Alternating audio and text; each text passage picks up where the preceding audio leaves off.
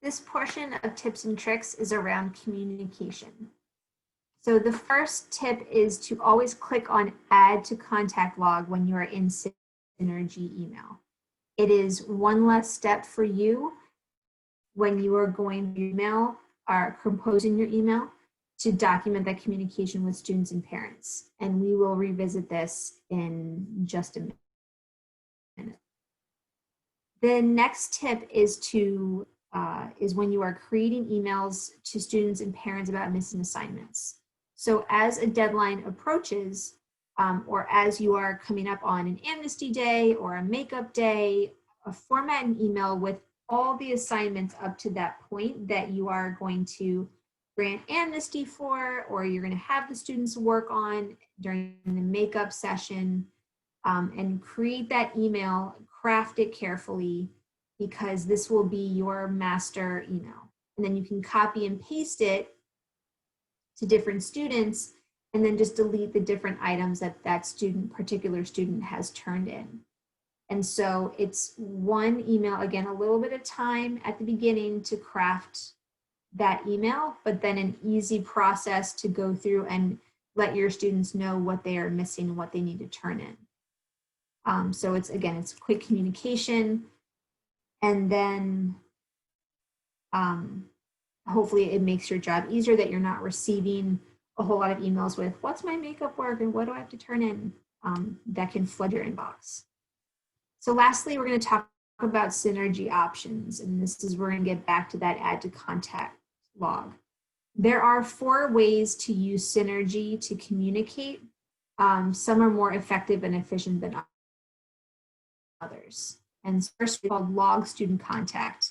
And when you are on the home screen where you take attendance, you will click on the student picture or the EduPoint logo, like where the picture is supposed to be. And then this menu pops up, the menu on the left. And then when you click Log Student Contact, this box pops up. And this is really important for documenting phone calls, not really emails, because when you look at the outcome, it's made contact, left a message, or need to follow up, or other. And so this is first line of communication, first outreach is a phone call. When you write in the person contacted box, I usually will describe it by the descriptors in Synergy. So mom cell, mom work, dad work, or home phone. And then I will write in the comments the synopsis of the conversation, or if I found a different number. For example, home phone was the aunt's cell phone. So she gave me the home phone, so I updated it here. And this goes directly to the contact log. So it's, again, very easy, 1-2 clicks to log the contact. Easiest way to document phone calls. Then you have communication, the communication link from this overarching drop-down menu. And this is for sending emails to students. It automatically selects all of the 2 boxes for the student and the parent or the guardian. You have the option to add all the students' teachers. Just note that the home and the advisory teachers are also on this list. So you probably don't need to include the homeroom teacher, and the advisory teacher is has information about attendance but not grades. So depending on what you want to go out for. And so then you can also CC the administrator. So if you are sending an email for the student well-being team, you definitely want to include the administrator.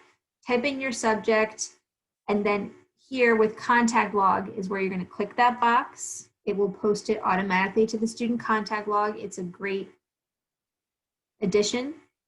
And then the contact category is the topic, grades, attendance. I'm not even sure, there's a lot of different options.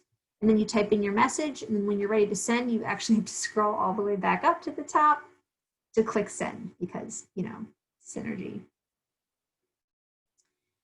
And then the third option is actually your Synergy email inbox.